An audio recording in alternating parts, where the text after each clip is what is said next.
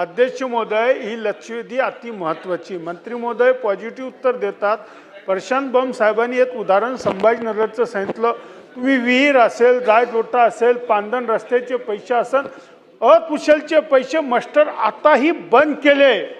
काय की एका गावात 20 कामं जर एका गावात चालू असले तर पुढचे 21च्या कामाला मंजुरी देत नाही आणि त्याचा मास्टर निघत नाही.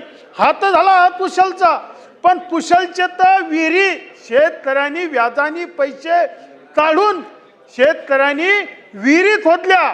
आपण निर्णय घेतला 4 लाखाचं 5 लाख रुपये सरकार देतोय, मी अभिनंदन करतोय.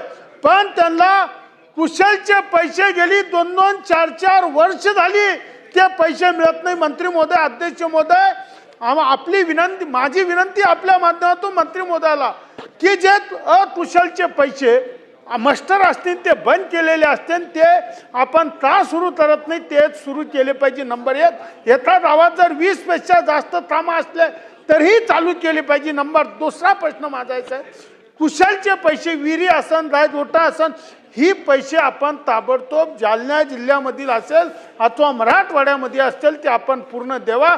नाही तर बंब साहेबांनी सांगितलं तुम्ही एका जिल्ह्याचा तुम्ही विचार करा, त्यांच्याशी मीटिंग लावा आणि तुम्ही माहिती द्या की अकुशल आणि कुशलचे पैसे किती शेतकऱ्याचे असतील, जायलोट्याचे असतील, पांढन रस्त्याचे असतील, मातोश्री असेल, 85-15 असतील, ह्या सगळ्याच आपण येऊ घ्या अशी विनंती करतो. आणि ह्या 2 प्रश्नाचं उत्तर द्या. धन्यवाद.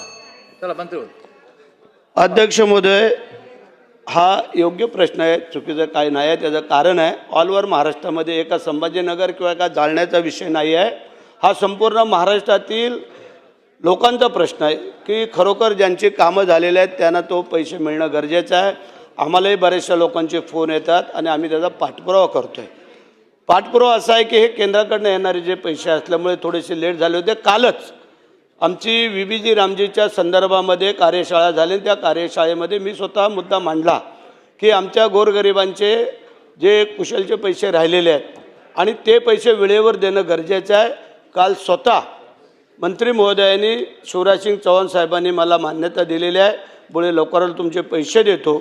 आणि आता जे तुम्ही सांगितलं तुमची मागणी मागच्यापासून आहे, बंब कुठे गेले गेलं काय समोर आहे, तर त्यांनी सगळ्यांचीच ऑल सभागृहाची ज्यांचे पैसे राहिले ते आपल्या आमदारांकडे येतात, आमदारांना सांगतात.